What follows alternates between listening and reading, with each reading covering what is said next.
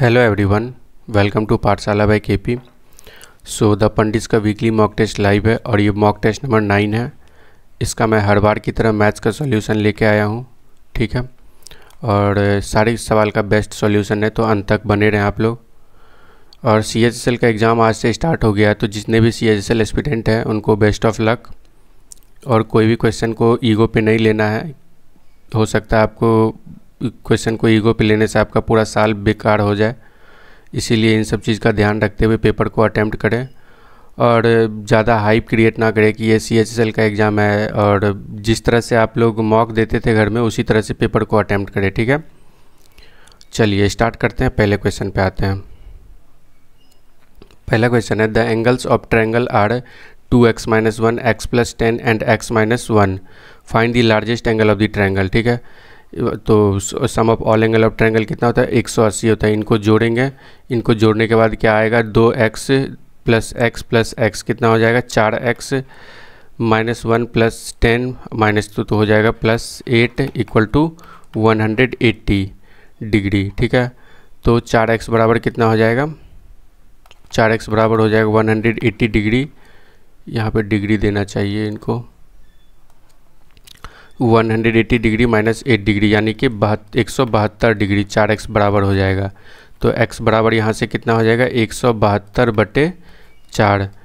4 चौका 16, 4 तिया 72, 4 तिया 12, ठीक है। तो यानी कि x = कितना निकल गया? 43 डिग्री निकल गया। अब लार्जेस्ट एंगल कौन सा होगा? ये देखो, 2 × 43 = 46, 46 - 1 85। तो पहला एंगल कितना निकला? 85 निकला। दूसरा कितना हो जाएगा? x + 10 है, x + 10 यानी कि x + 10, तो x कितना है? 43, तो 53 डिग्री हो जाएगा। और तीसरा कितना है? x - 1, तो 53 - 1 यानी कि 52 डिग्री, ठीक है। तो सबसे बड़ा एंगल कौन सा हो गया? 85 डिग्री। ऑप्शन नंबर ए होगा इसका आंसर, ठीक है। नेक्स्ट सवाल पे आते हैं। नेक्स्ट सवाल है, the ratio of income of A and B and the ratio of their expenditure is 2:5। Income का ये रेशियो है और एक्सपेंडिचर का ये रेशियो है। और फिर दूसरे केस में बोला गया, if 80% of B's in expenditure is equal to the income of A, what is the ratio of saving of A and B, ठीक है। देखो, ये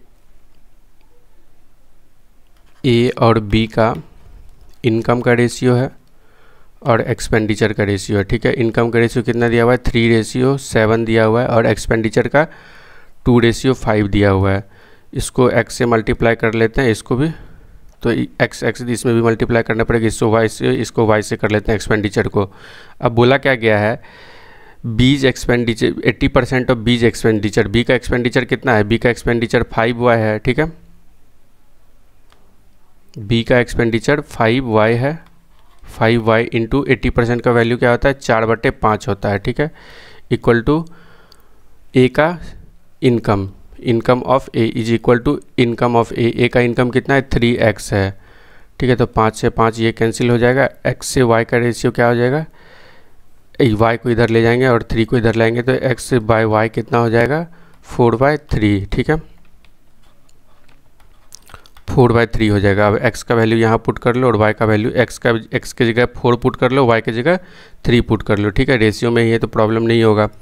4 तिया 12 और 7 चौके 28। x का वैल्यू 4 लिया है और y का वैल्यू क्या है? 3 है, तो 2 तिया 6 और 5 तिया 15। तो सेविंग का रेशियो क्या हो जाएगा? 12 - 6 करेंगे 6, और 28 - 13 करेंगे तो 28 - 15 करेंगे तो 13, ठीक है। तो 6:13 हो जाएगा इसका आंसर। नेक्स्ट सवाल पे आते हैं। नेक्स्ट सवाल है, ये वैल्यू ये एक सिंप्लीफिकेशन टाइप का दे दिया गया है। इसको सिंप्लीफाई करके कैसे लिख सकते हैं? 97 × 97 + 93 / 97 × 97 - 93 लिख सकते हैं इसको इस तरह से। 97 से 97 कैंसिल हो जाएगा, और ये +93 से -93 कैंसिल हो जाएगा। तो बचेगा क्या? रूट के अंदर बचेगा 97 × 97, जिससे एक 97 बाहर आ जाएगा। तो इसका आंसर हो जाएगा 97। नेक्स्ट सवाल पे आते हैं। नेक्स्ट सवाल है Sandeep alone can do a piece of work in 12 days and Kavish alone can do the same work in 16 days. They undertook the assignment for 36,000. With the help of Praveen, they completed the work in 6 days. What is the share of Praveen out of total fees? ठीक है, तो जो इनका जो efficiency का ratio होगा उसी ratio में इनका अमाउंट का शेयर होगा. ठीक है, तो देखो संदीप किसी काम को 12 दिन में कर सकता है और कबीर किसी काम को सेम काम को 16 दिन में कर सकता है, और उन्होंने उसके लिए 36,000 का डिमांड किया है. लेकिन प्रवीण के हेल्प से वो लोग मिलके कितने संदीप और कबीर से मिलके कितने दिन में काम कर लेता है? 6 दिन में काम कर लेता है. तो ठीक, प्रवीण का शेयर पूछा है. संदीप कितने दिन में करता है? 12 दिन में. कबीर कितने दिन में करता है? 16 दिन में. और प्रवीण का अभी तो पता नहीं है, हम बस प्रवीण एफिशिएंसी का ही ज़रूरी है. हम मान लेते हैं टोटल वर्क कितना है, इन दोनों का एलसीएम मान लेते हैं 48 है. ठीक है, 12 चौके 48, 16 तिया 48. अब बोला क्या गया है? 6 दिन काम कर, 6 दिन में काम कंप्लीट हो गया है. ठीक है, तो 6 दिन में ये दोनों मिलके कितना काम किया होगा? एक दिन में ये दोनों मिलके 7 काम कर रहा है, तो 6 दिन में कितना किया होगा? 7 छके 42. ठीक है, 7 छके 42 काम किया होगा. 7 छके 42 काम किया होगा संदीप और कबीर, संदीप प्लस कबीर मिलके. ठीक है, तो बचा कितना? 6 काम बचा. और ये 6 काम कौन करेगा? प्रवीण करेगा. प्रवीण कितने दिन में करेगा? 6 दिन में करेगा. तो 6 प्रवीण का एफिशिएंसी क्या हो जाएगा? 6/6, यानी कि प्रवीण का एफिशिएंसी हो जाएगा 1. तो अब अमाउंट है 36,000, तो जो एफिशिएंसी का रेशियो होगा उसी रेशियो में इनका अमाउंट भी डिवाइड हो जाएगा. तो ये संदीप का 4 है, कबीर का 3 है और प्रदीप का 1 है. तो 4 3 7 1 8. 8 का वैल्यू दिया हुआ है कितना? 36,000 दिया हुआ है. और हमें पूछा क्या गया? प्रवीण का. तो 1 का वैल्यू निकाल देंगे. 1 का वैल्यू निकालने के लिए क्या करेंगे? 8 से डिवाइड कर देंगे. 36,000/8. 8 चौके 32, बचेगा 4. 8 पंचे 40, 00, तो 4500 हो जाएगा प्रवीण का शेयर. ठीक है, नेक्स्ट सवाल पे आते हैं.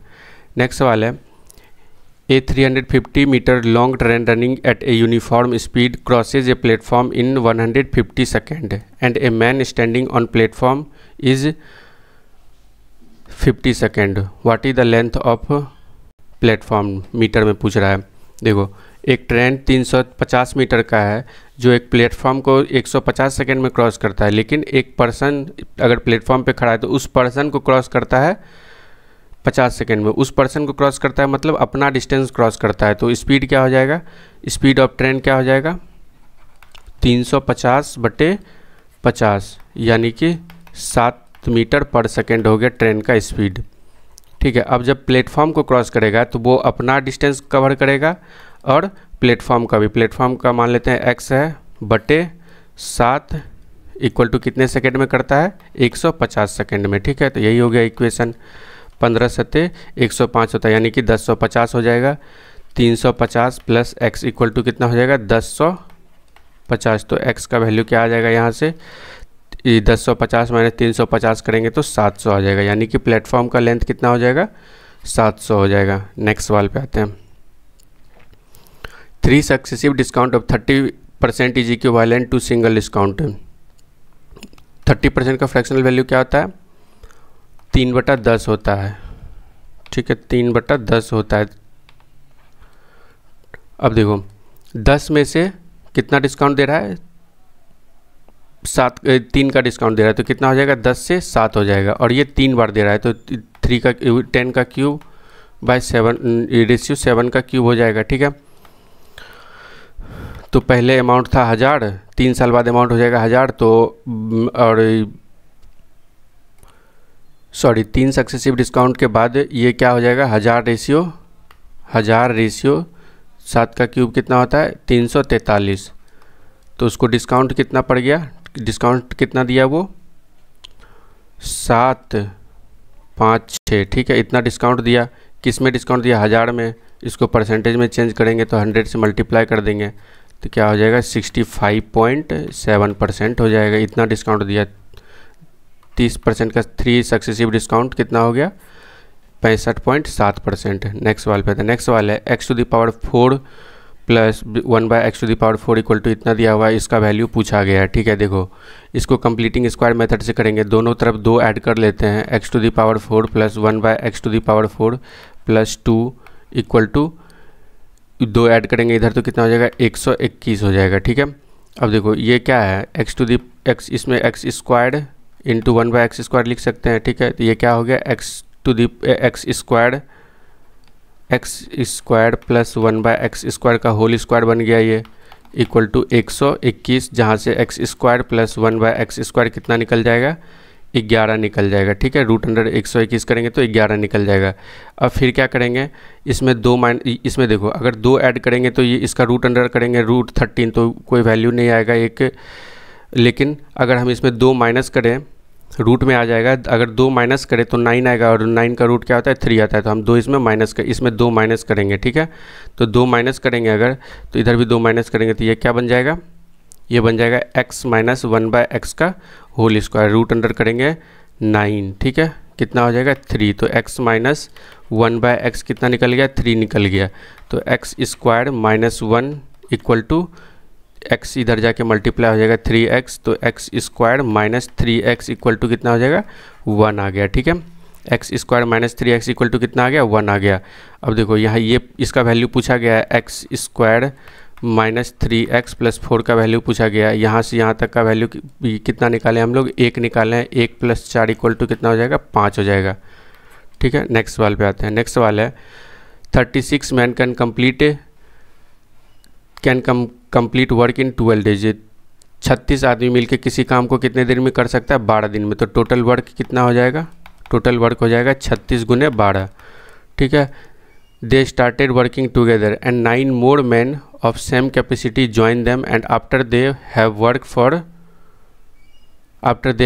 4 days। ठीक है, तो बोलता है क्या कि वो लोग काम करना स्टार्ट करते हैं और 4 दिन काम करने के बाद 9 मैन और उनको ज्वाइन कर लेते हैं। ठीक है, तो पूछ रहा है कि काम रिमेनिंग काम how many days they took to complete the remaining work, तो कितना दिन लगा उसको रिमेनिंग काम करने में उन लोगों को।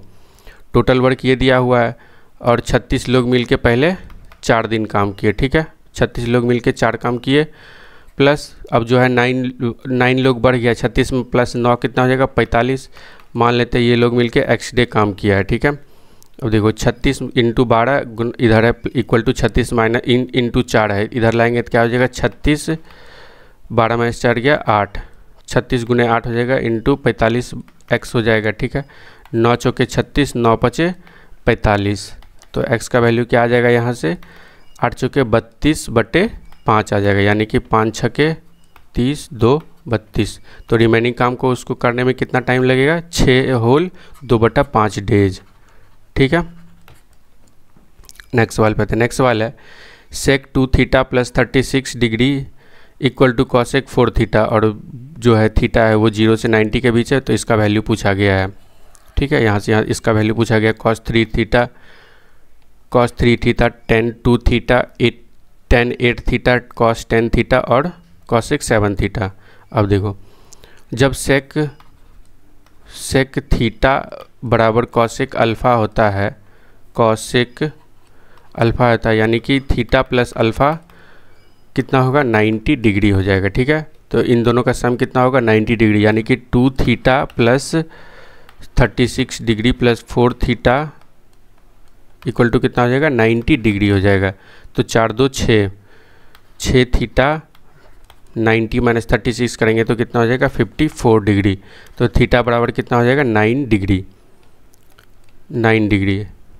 ठीक है, अब देखो थीटा बराबर 9 डिग्री हो गया और यहाँ पे 10θ दिया हुआ है, 10 cos 10θ, तो 10 इंटू 90 9 कितना हो जाएगा 90, ये कितना बन गया cos 90 डिग्री बन गया, और cos 90 डिग्री का वैल्यू हमें क्या पता है 0, तो ये पूरा क्या हो जाएगा, यहाँ ये पूरा क्या हो जाएगा 0 हो जाएगा। 0 से किसी चीज़ को मल्टीप्लाई करते हैं तो क्या होता है 0, तो इसका आंसर क्या हो जाएगा 0। नेक्स्ट सवाल पे आते हैं। नेक्स्ट सवाल है a certain loan was return in 2 equal half yearly instalment of 5400 each if the rate of interest is 8% per annum compounded yearly, how much was the interest paid. एक लोन को 2 half yearly instalment में return कर किया गया है, ठीक है। और ईच इंस्टॉलमेंट का वैल्यू इतना है और रेट ऑफ इंटरेस्ट जो कंपाउंडेड ईयरली है पर एनम है 8%। तो ये कंपाउंडेड ईयरली है तो हाफ ईयरली में रेट क्या हो जाएगा 4% हो जाएगा। 4% का फ्रैक्शन वैल्यू क्या होता है 1/25, यानी कि जो फर्स्ट हाफ ईयरली में ये इंस्टॉलमेंट होगा वो क्या होगा 25 से 26, और दूसरे इंस्टॉलमेंट में क्या होगा 25 का स्क्वायर यानी कि 625 से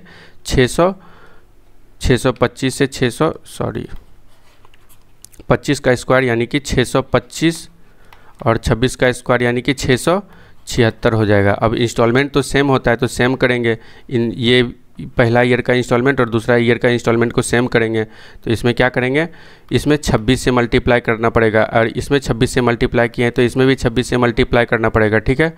तो अब इंस्टॉलमेंट सेम हो गया, ये पहला हाफ ईयरली का, ये दूसरा हाफ ईयरली का इंस्टॉलमेंट सेम हो गया। देखो 26 गुना 676 होता है, और यही दिया गया है क्या कि ईच इंस्टॉलमेंट का जो वैल्यू दिया गया है कितना है 5408 दिया हुआ है, ठीक है 5408। और ये कितना गुना है 8 गुना है, 8 छके 48 बचेगा 4, 8 से 56, 4 60 बचेगा 6, 8 छके 48 से 54, तो 8 गुना है। हमसे पूछा क्या गया है कि इंटरेस्ट कितना पे किया वो, ठीक है। तो टोटल इंटरेस्ट कितना पे किया 25 गुना 26 कितना हो जाएगा 25 छके 50 150 बचेगा 15, 25 गुना 50 15 65। तो टोटल प्रिंसिपल कितना हो जाएगा 05276 1270 हो जाएगा, और जो अमाउंट होगा वो कितना होगा 676 गुना 2 यानी कि 6 दूना 12, 7 दूना 14, 1 15, 6 दूना 12, 1 13। तो इंटरेस्ट कितना पे किया इसको माइनस कर देंगे। इंटरेस्ट के लिए क्या करेंगे 1352 माइनस 1270 को माइनस कर देंगे, तो 2 15 में से 7 गया 8 और ये 0 हो जाएगा, ठीक है। और ये इंटरेस्ट जो है ये ईच इंस्टॉलमेंट जो है 8 गुना है, ठीक है 676 का 8 गुना है इतना, तो ये भी कितना हो जाएगा 8 गुना हो जाएगा। 8 दूना 16 बचेगा 1, 8 8 64, 1 64 1 65, ठीक है।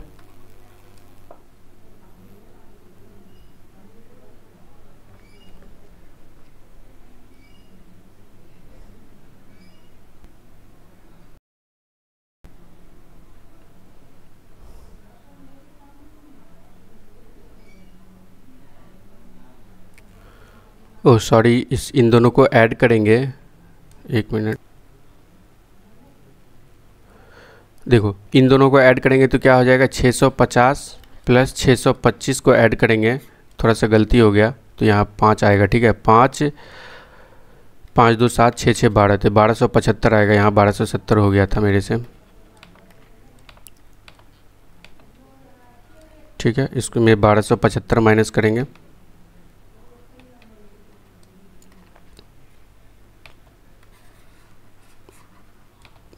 तो ये हो जाएगा 12 में से 5 जाएगा 7 बचेगा, यहाँ 4, 14 में से 7 गया 7, तो ये इतना आ गया, इंटरेस्ट आ गया इतना, ठीक है।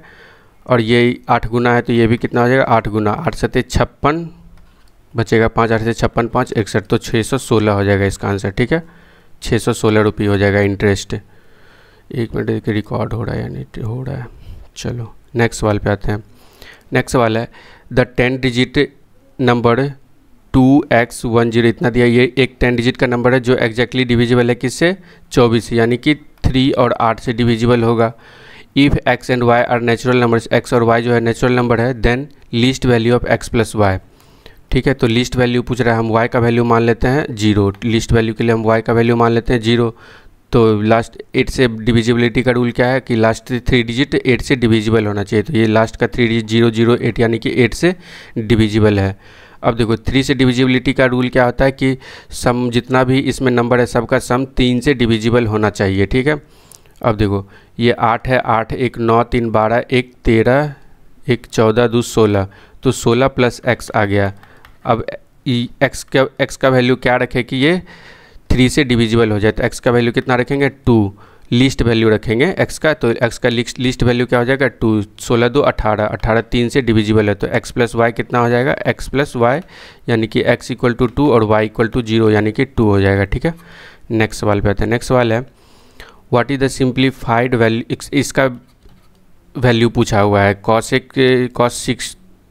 Cos to the power 6 theta plus sine to the power 6 theta minus 1 into tan square theta plus cot square theta plus 1 plus 2, इसका वैल्यू पूछा गया है। देखो इसको या तो आप लोग थीटा इक्वल टू 45 पुट करके भी कर सकते हो, या फिर अगर आपको इसका फॉर्मूला पता है तो इस सवाल को ईजिली टैकल कर सकते हैं आप। देखो cos to the power 6 theta plus sine to the power 6 theta का वैल्यू होता है 1 minus 3 sine square theta into cos square theta होता है, ठीक है। और हमें पता है 1 plus 10 square theta equal to क्या होता है, 1 plus 10 square theta equal to क्या होता है, 1 plus 10 square theta equal to sec square theta होता है।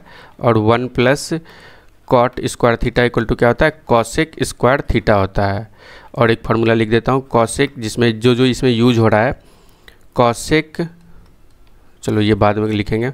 अब देखो यहाँ पे cos to the power 6 theta plus sine to the power 6 theta का वैल्यू क्या हो जाएगा, 1 minus 3 sine square theta into cos square theta. तो 1 minus 3 sine square theta into cos square theta हो जाएगा -1, ठीक है, इंटू इस देखो 10 स्क्वायर प्लस 1 लिख सकते हैं इसको, और कॉट स्क्वायर प्लस 1 लिख सकते हैं। 10 square plus 1 10 square theta plus 1 equal to क्या हो जाएगा, सेक स्क्वायर थीटा। और फिर इसमें एक बचेगा कॉट स्क्वायर थीटा प्लस 1 क्या हो जाएगा, कॉसेक स्क्वायर थीटा हो जाएगा, ठीक है।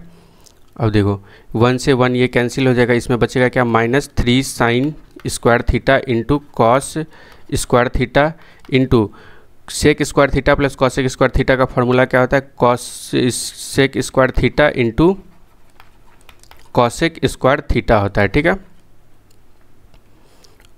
यहाँ लिख देता हूँ मैं sec square theta plus cosec square theta बराबर क्या होता है, sec square theta into cosec square theta होता है, ठीक है। ये फार्मूला होता है, बहुत इंपॉर्टेंट फार्मूला, बहुत यूज होता है ये फार्मूला, आप लोगों को पता होना चाहिए। ये भी फार्मूला बहुत यूज होता है। अब देखो sine square theta into cosec square theta equal to क्या हो जाएगा, 1 है, दोनों अपोजिट है तो क्या हो जाएगा, 1 हो जाएगा, इन दोनों का मल्टीप्लाई। और ये cos theta into sec theta equal क्या होता है, 1 होता है, तो 1 इंटू 1, तो ये क्या हो जाएगा, इसका आंसर -3 हो जाएगा, ठीक है। चलो नेक्स्ट सवाल पे आते हैं, और इसको वैल्यू पुटिंग से भी कर सकते हैं। थीटा इक्वल टू 45 पुट करके 4 numbers ABC are given. The average of first 3 number is 19 and the average of last 3 number is 17. If the last number is 23, then the find the value of first number. देखो first 3 number का average दिया हुआ है कितना, 19 दिया हुआ, यानी कि A plus B plus C कितना हो जाएगा, 19 3 जा 57 हो जाएगा, ठीक है। 19 3 जा 57 हो जाएगा। और लास्ट के 3 नंबर डिजिट का सम कितना दिया हुआ है, यानी कि B plus C plus D कितना दिया हुआ है, एवरेज दिया हुआ है 17, तो सम क्या हो जाएगा, 17 51 हो जाएगा। इसको अगर माइनस करेंगे तो A minus D equal to कितना हो जाएगा, 6 हो जाएगा। फर्स्ट लास्ट नंबर दिया हुआ है कितना, लास्ट नंबर दिया हुआ है 23, लास्ट नंबर यानी कि D दिया हुआ है 23, D की जगह 23 आ गया, तो A का वैल्यू क्या आ जाएगा, 6 प्लस 23 यानी कि 29 आ जाएगा। नेक्स्ट सवाल पे आते हैं। नेक्स्ट सवाल है A man bought 3 article for ₹2,000 each. He sold the article at 12% profit, 5% profit and 17% loss respectively. What is the overall profit? What is the overall percentage of profit loss percent earned by man? ठीक है, देखो एक आदमी जो है 3 article खरीदा 2,000 का, और पहले आर्टिकल पे 12% का प्रॉफिट हुआ, दूसरे आर्टिकल पे 5% का प्रॉफिट हुआ, और तीसरे आर्टिकल पे जो है 17% का लॉस हो गया।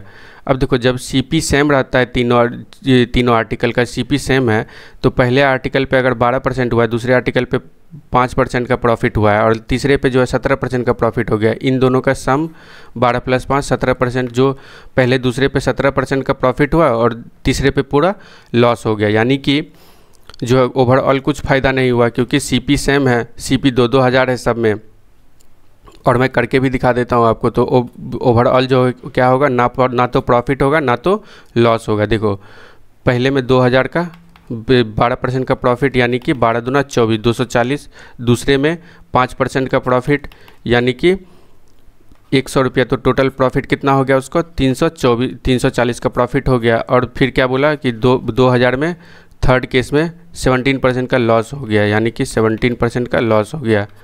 तो 17 दूना 34, तो ये तो ओवरऑल क्या होगा, ओवरऑल कुछ नहीं होगा, ना फ़ायदा होगा ना घाटा होगा, ठीक है। तो नीदर प्रॉफिट नॉट लॉस होगा इसका आंसर। नेक्स्ट सवाल पे आते हैं। नेक्स्ट सवाल है ABCD is a cyclic quadrilateral in which diagonal BD bisect the other diagonal AC, ठीक है। एक ABCD एक साइक्लिक क्वाड्रिलेटरल है जिसमें डायगोनल BD जो है डायगोनल AC को बाइसेक्ट करता है O पे, और if the length of AB BC CD are 15 12 10 respectively find the length of AD। देखो एक सर्कल दिया हुआ है, सर्कल नहीं बेसिकली हम लोग साइक्लिक क्वाड्रिलेटरल सर्कल में ही बनता है। मान लेते हैं ये एक साइक्लिक क्वाड्रिलेटरल है A B C और D, ठीक है, जिसमें डायगोनल BD बाइसेक्ट कर रहा है, in which diagonal BD bisects the diagonal AC at O। Diagonal BC bisect कर रहा है किसको, AC को बाइसेक्ट कर रहा है, ठीक है। AC को बाइसेक्ट कर रहा है कौन, डायगोनल BD, यानी कि ये बाइसेक्ट कर रहा है, ठीक है। तो जो डायगोनल बाइसेक्ट करता है उसके अराउंड का जो मल्टीप्लिकेशन होता है, जैसे ये डायगोनल बाइसेक्ट कर रहा है, ये वाला AC बाइसेक्ट कर रहा है, तो इसका और इसका प्रोडक्ट इसके और इसके प्रोडक्ट के बराबर हो जाएगा। अब देखो AB दिया हुआ है 15 और BC दिया हुआ है 12 और CD दिया हुआ है 10। हमसे पूछा गया AD का लेंथ, यानी कि AB into AD equal to हो जाएगा BC इंटू CD। AB कितना दिया हुआ है 15 और AD इक्वल टू कितना मान लेते हैं x है, BC इक्वल टू कितना है 12 और CD इक्वल टू कितना दिया हुआ है 10 दिया हुआ है। तो x इक्वल टू क्या हो जाएगा 120/15, यानी कि 15 8 120, 8 बार में कैंसिल हो जाएगा। तो AD का लेंथ क्या हो जाएगा 8 सेंटीमीटर। इजी था सवाल, ये सिंप्लीफिकेशन है, एक बहुत इजी सा सिंप्लीफिकेशन है 1/16।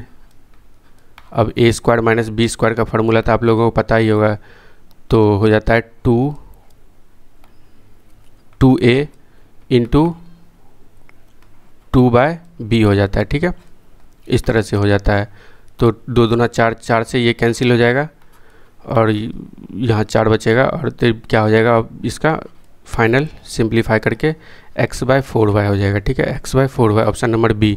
नेक्स्ट सवाल पे थे। नेक्स्ट सवाल है pipe A and B can fill a tank in 9 and 15 hour respectively. Pipe A और B जो है एक टैंक को 9 और 15 घंटे में भर सकता है। Pipe C can empty, pipe C जो है उसी टैंक को इम्प्टी कर सकता है 18 घंटा में। Initially pipe A was opened for 4 hours, पहले जो है 4 घंटा के लिए पाइप A को खोला गया, देन इट वाज क्लोज, उसको बंद कर दिया गया। And pipe B was opened, pipe A को बंद करके पाइप B को ओपन किया गया आफ्टर 1 आवर। B के खोलने के B के ओपन करने के बाद 1 घंटा बाद जो है pipe A and C were also opened, मतलब जब पहले तो 4 घंटा पाइप A को खोला गया, उसके बाद उसको बंद करके पाइप B को 1 घंटा के लिए खोला गया, फिर उसके बाद जो है पाइप A और C तीनों को खोल दिया गया, ठीक है। तो पूछ रहा है कि कितना टाइम लगेगा, find the total time taken to fill the tank in this process. तो कितना टाइम लगेगा इस प्रोसेस में टैंक को फिल करने में। पाइप A जो है वो 9 घंटा में फिल कर सकता है, पाइप B 15 घंटा में फिल कर सकता है, और पाइप C जो है वो 18 घंटा में उस टंकी को खाली कर सकता है। हम इसका एलसीएम मान लेंगे टोटल कैपेसिटी, तो इसका एलसीएम 90 हो जाएगा। तो A का एफिशिएंसी कितना हो जाएगा 10 और B का एफिशिएंसी कितना हो जाएगा +6, प्लस ये भर रहा है, हम भरने वाला को प्लस से हम डिनोट करते हैं, और खाली करने वाला को 18 × 5 = 90, 5 एफिशिएंसी। तो खाली करने वाला नल का एफिशिएंसी क्या है, पाइप का एफिशिएंसी क्या है -5 है।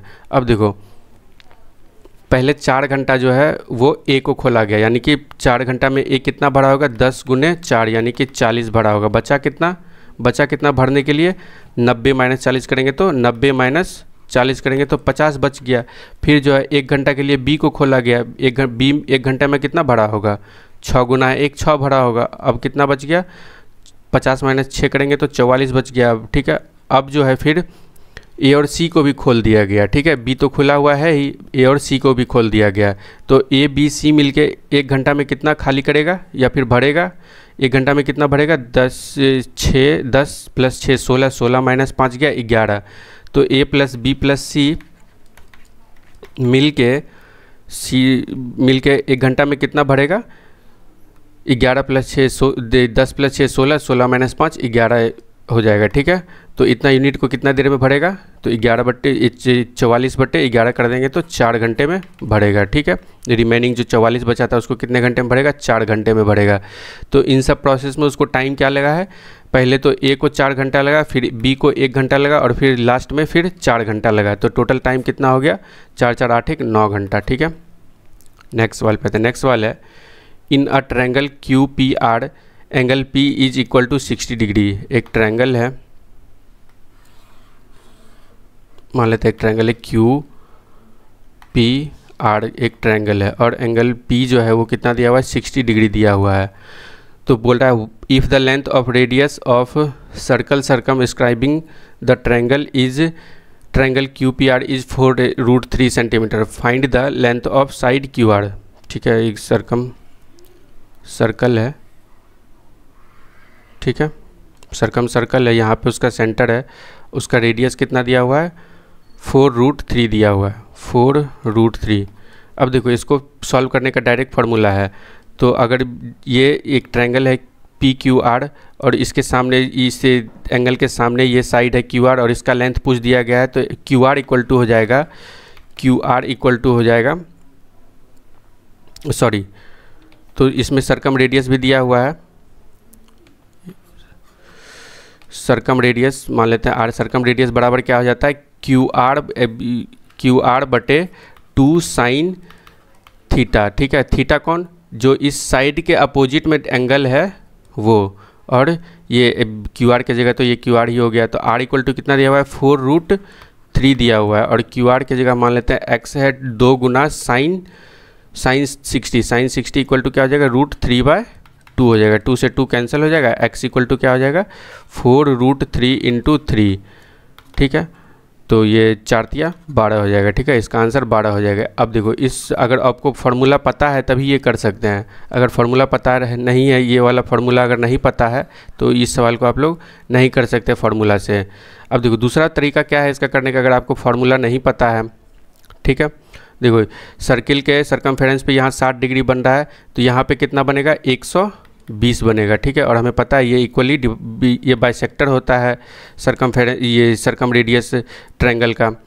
तो ये दोनों क्या होगा, बराबर होगा, और ये दोनों भी क्या होगा, बराबर हो जाएगा। तो ये जो है कितना हो जाएगा, 30-30 का हो जाएगा। ठीक है, ये दोनों 30-30 का हो जाएगा। अब ट्रायंगल में हमें पता है, कोई ट्रायंगल में अगर 30-30 120 का एंगल बनता है तो उसका जो मतलब अब करस्पॉन्डिंग साइड या फिर अपोजिट साइड जो है वो किस रेशियो में होता है, 1/√3 के रेशियो में होता है। ठीक है, यानी ये 30 डिग्री के जो सामने है वो क्या होगा, 1 होगा, और इस 30 डिग्री के सामने भी जो वो 1 होगा, और 120 डिग्री के जो सामने है वो क्या होगा, √3 होगा। यानी कि 1 का वैल्यू दिया हुआ है 4√3, तो √3 का वैल्यू क्या हो जाएगा, 4√3 × 3 यानी कि 12 हो जाएगा। ठीक है, क्यू आर का लेंथ क्या हो जाएगा, क्यू आर इक्वल टू ही था ना √3, 120 के सामने √3 है, तो क्यू आर इक्वल टू क्या हो जाएगा, 12 सेंटीमीटर हो जाएगा।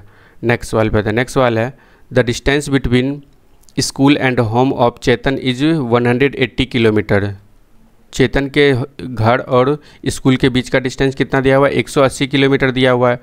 On a particular day he was late by 2 hour from his original time to leave his home for school. देखो किसी पार्टिकुलर दिन जो है उसको 2 घंटा लेट हो गया अपने घर से जाने में। ठीक है, अब in order to reach school on time he increase his speed by 15 kilometre per hour. अब उसको स्कूल तो समय पे ही पहुंचना है, तो उसके लिए क्या किया, वो अपना स्पीड 15 किलोमीटर पर आवर बढ़ा दिया। तो पूछ रहा है उसका न्यू स्पीड क्या है चेतन का। देखो पहले अगर 180 किलोमीटर को x के स्पीड से जाता था, अभी क्या किया, स्पीड बढ़ा दिया गया, स्पीड बढ़ा दिया टाइम पे पहुंचने के लिए। 2 घंटा टाइम वो तैयार होने में बहुत टाइम लगा रहा होगा बेचारा, तो 2 घंटा एक्स्ट्रा खर्च हो गया उसका तैयार होने में। तो अभी क्या कर रहा है, x + 15 स्पीड बढ़ा दिया, तो जिस वजह से उसको टाइम क्या लगा, टाइम 2 घंटा ज़्यादा लग गया, तो यही इक्वेशन बनेगा।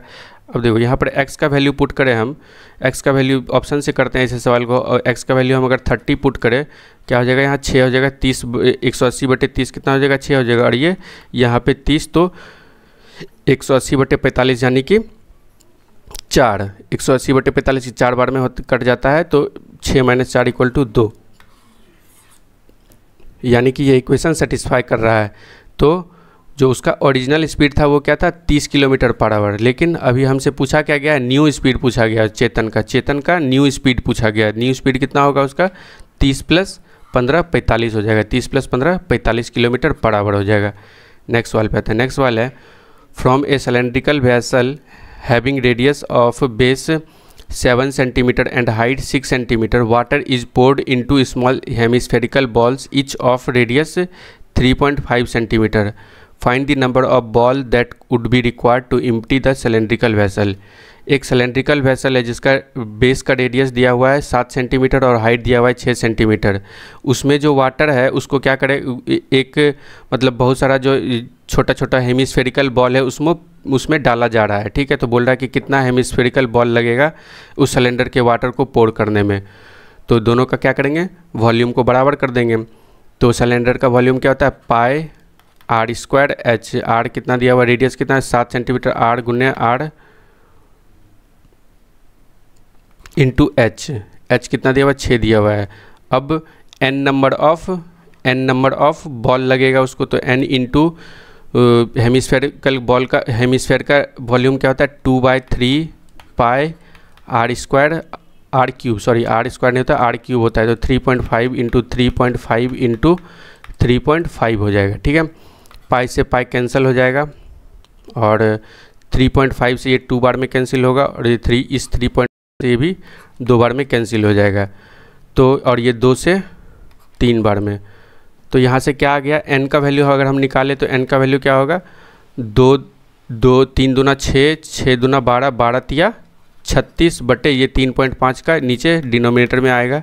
अगर हम अप्रॉक्स में जाएँ तो n का वैल्यू क्या हो सकता है, अप्रॉक्स में जाएंगे तो n का वैल्यू 10 आ सकता है, ठीक है। अप्रॉक्स में जाए तो n का वैल्यू 10 आ सकता है। एग्जैक्ट नहीं दिया गया है इसमें आंसर, अगर हम अप्रॉक्स में जाए तो 10 आ रहा है। बाकी इसका ऑप्शन क्या होगा अब तो सॉल्यूशन आने के बाद ही पता चलेगा, ठीक है। हो सकता है ऑप्शन गलत भी हो। चलो नेक्स्ट सवाल पे हैं। The angle of elevation of A flying drone from A point on the ground is 60 degree if the drone is flying horizontal at a height of 173.2 meter. Find the distance between point and the drone. ठीक है, देखो ये एक point है, यहाँ पे drone fly कर रहा है, ठीक है, उड़ रहा है यहाँ पे ड्रोन, और किस हाइट पे ड्रोन फ्लाई कर रहा है, 173.2 मीटर के हाइट पे ड्रोन फ्लाई कर रहा है। और यहाँ एंगल ऑफ एलिवेशन जो है वो क्या है, 60 डिग्री का एलिवेशन है, ठीक है। ये 60 डिग्री का एलिवेशन है। और तो हमसे पूछा क्या गया है, find the distance between point, इस पॉइंट और ड्रोन के बीच का डिस्टेंस पूछ रहा है, यानी कि ये डिस्टेंस पूछ रहा है, ठीक है। अब देखो ये राइट एंगल ट्रायंगल बनेगा, तो ये 90 ये 30, यानी कि 60 के सामने क्या होगा, √3, बहुत बार बता चुके हैं, 60 के सामने √3, 30 के सामने 1 और 90 के सामने 2, यानी कि √3 का वैल्यू कितना दिया हुआ है, 173.2 मीटर दिया हुआ है। तो हमें 2 का वैल्यू निकालना है, ठीक है, हमें 2 का वैल्यू निकालना है। ड्रोन और इस पॉइंट के बीच का डिस्टेंस निकालने के लिए 2 यूनिट का वैल्यू निकालना पड़ेगा। अब देखो 2 यूनिट का वैल्यू कैसे निकालेंगे, तो 1 का वैल्यू क्या हो जाएगा, 173.2 बाय √3। √3 का वैल्यू कितना दिया हुआ है, यहाँ पे हमको √3 ऐसे हम लोग को तो याद होना चाहिए, लेकिन यहाँ पे दे दिया गया है 1.732, ठीक है। तो यहाँ से 1 का वैल्यू क्या आ जाएगा, 173.2 बाय 1.732। इसको ऊपर ले जाएंगे, पॉइंट हटाएंगे तो ऊपर 3 0 हो जाएगा 1 पे, और नीचे ये पॉइंट हटाएंगे तो नीचे 1 पे वो 1 0, तो ये कैंसिल हो गया, ये इससे कैंसिल हो गया, यानी कि 1 का वैल्यू क्या आ गया, 100 आ गया। तो हमसे 2 यूनिट का वैल्यू पूछ रहा है, तो यानी कि 2 × 100 200 हो जाएगा, ठीक है। इसका आंसर क्या हो जाएगा, 200 मीटर। तो इस पॉइंट से इस ड्रोन का डिस्टेंस कितना है, 200 मीटर, ठीक है, कितना है, 200 मीटर। चलो नेक्स्ट सवाल पे आते हैं। नेक्स्ट सवाल है, in the given diagram BO and CO और इंटरनल बाइसेक्टर बहुत ही पका पकाया हुआ सवाल है, बाइसेक्टर है ये, इसका और इसका डिफरेंस पूछ रहा है। देखो इसका और इसका तो इतना फिगर देखना भी मतलब इतना क्वेश्चन पढ़ना भी नहीं, इस तरफ का फिगर दिखे कि और बस ये देखना है पूछ क्या रहा है। Angle BOC minus angle BIC पूछ रहा है, डायरेक्ट होगा इसका आंसर 38 डिग्री। अब कैसे होगा, तो एंगल BOC इक्वल टू क्या हो जाएगा, एंगल BOC इक्वल टू कितना हो जाएगा 190 प्लस इसका हाफ हो जाएगा 90 प्लस हाफ 38 का हाफ कितना हो जाएगा 19, और एंगल BIC कितना हो जाएगा 90 डिग्री माइनस 38 का हाफ। ठीक है, अब इसको माइनस करेंगे तो 90 तो कैंसिल हो जाएगा और ये माइनस प्लस होके कितना हो जाएगा 38 डिग्री हो जाएगा। ठीक है, इजी सा सवाल था। नेक्स्ट सवाल पे आते हैं। नेक्स्ट सवाल है, Rahul is a grocery shop owner, purchases items and then sell them after labelling his own mark price which is 50% above the purchasing price. ठीक है, राहुल एक ग्रोसरी शॉप ओनर है जो आइटम परचेज करता है और उसके बाद उसको सेल करता है। वो आइटम परचेज करने के बाद यहाँ पे क्या दिया है, आइटम परचेज करने के बाद जो है अपना जो परचेजिंग प्राइस है उस पर 50% मार्कअप कर देता है। यानी कि CP अगर CP से MP, CP अगर 50% का फ्रैक्शनल वैल्यू क्या होता है 1/2 होता है। यानी कि CP अगर 2 है तो MP कितना कर देता है, वो 3 कर देता है। ठीक है, in 2020 due to prevailing corona virus, 2020 में कोरोना वायरस था सबको पता है, Rahul was unable to sell his item, corona के कारण जो राहुल अपना आइटम को सेल नहीं कर पाया। Therefore he announces a limited time discount offer in which a customer can get 3 item free for buying 7 similar items. तो राहुल जो है कस्टमर को अट्रैक्ट करने के लिए क्या क्या एक ऑफ़र निकाला कि आप 7 खरीदे 3 फ्री मिलेगा उसको। यानी कि वो टोटल कितना टोटल कितना बेच रहा है 10 बेच रहा है, लेकिन पैसा कितना का ले रहा है वो 7 का ही ले रहा है, 3 फ्री में दे रहा है। ठीक है, इस तरह से हो गया। Further if customer pays through UPI he gets additional discount 10%। अगर और फिर बोला कि अगर आप UPI से पे करते हैं तो आपको 10% का और एक्स्ट्रा डिस्काउंट मिलेगा। यानी कि 10% का फ्रैक्शन वैल्यू 1/10 होता है, यानी कि 10 से 9। अब देखो, if Diksha wants to avail the offer given by Rahul grocery shop, what is effective percentage discount she can get during the offer period. तो देखो हमसे बस डिस्काउंट के बारे में पूछ रहा है, तो बोल रहा है दीक्षा अगर इस ऑफ़र को अवेल करना चाहती है तो उसका इफेक्टिव डिस्काउंट परसेंट क्या होगा। तो हम ये सब फालतू है, इतना स्टेटमेंट जो ऊपर था यहाँ तक का स्टेटमेंट सब फालतू है, हमें बस डिस्काउंट निकालना है। तो डिस्काउंट कैसे हो जाएगा, 10 से 7 हो गया, फिर 10 से 9 हो गया, यानी कि 100 से 63 हो जाएगा। तो डिस्काउंट कितना मिला, 100 में कितना का डिस्काउंट मिला, 37 का डिस्काउंट मिल गया। तो 37% हो जाएगा डायरेक्ट, क्योंकि CP 100 ही है यहाँ पे। तो डिस्काउंट कितना हो गया 37%। ठीक है, यही था आज का सवाल। इजी ही था मैथ, 1-2 सवाल को छोड़ के बाकी सवाल इजी ही था। एक सवाल गलत भी, एक सवाल का ऑप्शन भी गलत लगा मुझे, बाकी देखते हैं आंसर की आने के बाद क्या होता है। चलो, अगर वीडियो पसंद आया हो तो लाइक ज़रूर करें और इस चैनल को सब्सक्राइब ज़रूर करें।